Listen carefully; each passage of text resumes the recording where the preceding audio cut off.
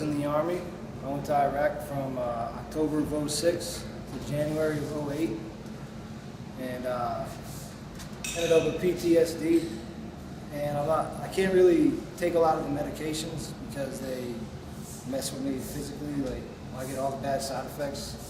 Really, my only outlet's been art, and kind of like the rush of street art really helps me cope with a lot of my issues that I have without, that medication and therapy alone wouldn't help.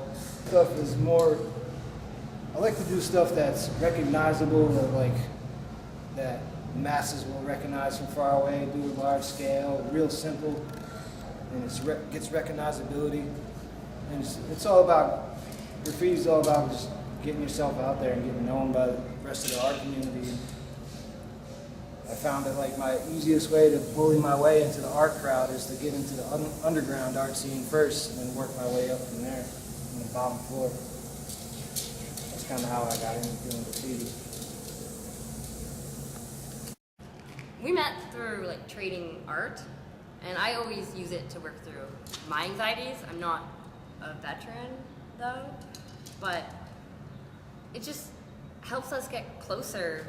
And there's so many things to talk about, and I don't know. A lot of people think that you have to go to war to get PTSD, and you can just have traumatic life events in general. Yeah.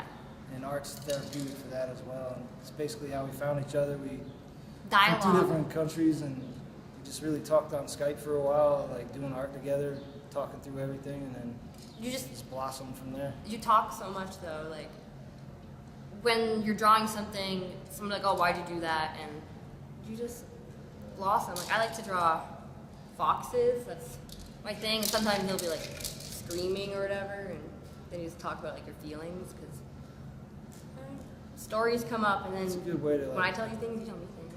Yeah, it's a good way to put your emotions down on paper.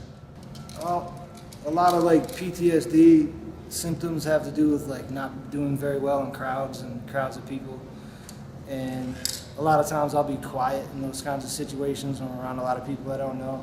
And people mistake that for my just anxiety of being around a lot of people I don't know, not knowing if I can trust them and stuff.